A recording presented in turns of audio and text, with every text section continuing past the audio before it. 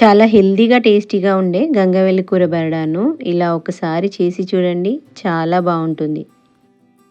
ఈ కర్రీని రైస్తో తింటే చాలా బాగుంటుంది. సమ్మర్ సీజన్లో ఎక్కువగా దొరికే ఈ గంగవెల్లి కూర ఆరోగ్యానికి చాలా మంచిది. ఇది సమ్మర్లో శరీరానికి చల్లదనాన్ని ఇస్తుంది.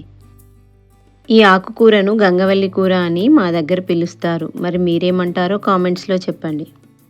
ఇలా ఫ్రెష్గా ఉన్న గంగవల్లి కూరని 3 కట్టలు తీసుకొని నీట్గా తెంపి పెట్టుకోవాలి. లేతగా ఉన్న కాడలని కట్ చేసుకొని వేసుకోవాలి.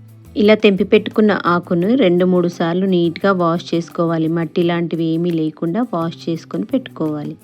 ఒక పెద్ద సైజు ఆనియన్ని ఇలా కట్ చేసుకొని పెట్టుకోవాలి. ఎల్లిపాయలను పొట్టు తీసి చిన్న ముక్కల్లాగా కట్ చేసుకోవాలి. 1/2 కప్పు శనగపిండిని కొద్దిగా ఆయిల్ వేసి మంచిగా వేయించుకొని పెట్టుకోవాలి. ప్యాన్లో 2 టీ స్పూన్ల ఆయిల్ వేసుకొని దాంట్లో జీలకర్ర, కట్ చేసుకున్న ఎల్లిపాయలు, 2 ఎండుమిరపకాయలు, కట్ చేసుకున్న ఆనియన్స్ వేసుకొని వేయించుకోవాలి. ఇవి కొద్దిగా ఫ్రై అయిన తర్వాత దీంట్లో కొద్దిగా పసుపు వేసుకోవాలి. ముందుగా వాష్ చేసి పెట్టుకున్న గంగవల్లి కూరను వేసుకొని మంచిగా వేయించుకోవాలి.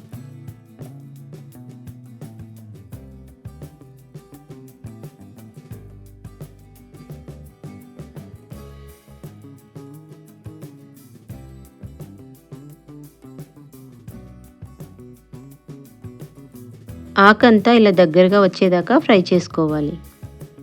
దీంట్లో రుచికి సరిపడినంత సాల్ట్, కారం వేసి బాగా కలుపుకొని మూత పెట్టి 2 నిమిషాలు ఉడకనివ్వాలి.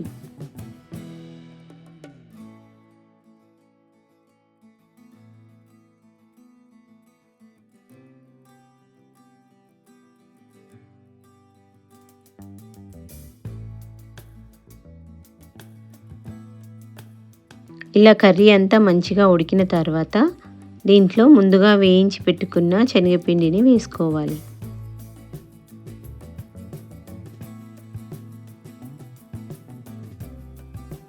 కర్రీ క్వాంటిటీ ఎక్కువ కావాలనుకుంటే 1 కప్ శనగపిండిని వేసుకోవచ్చు.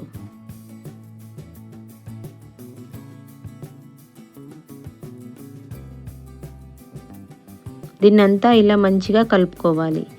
కొంచెం ఎక్కువ డ్రైగా అనిపిస్తే కొద్దిగా వాటర్ చల్లుకోవచ్చు.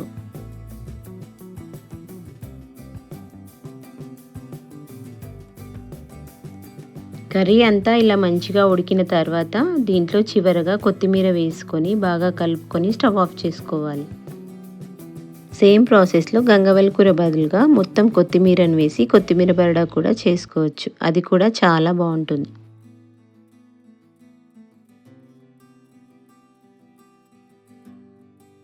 ఇలా ప్రిపేర్ చేసుకున్న కర్రీని రైస్తో సర్వ్ చేసుకుంటే చాలా బాగుంటుంది.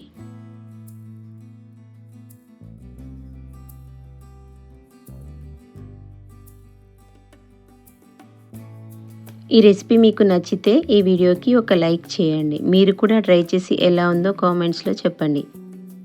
నా ఛానల్ని ఫస్ట్ టైం చూస్తున్నట్టయితే సబ్స్క్రైబ్ చేసుకోండి.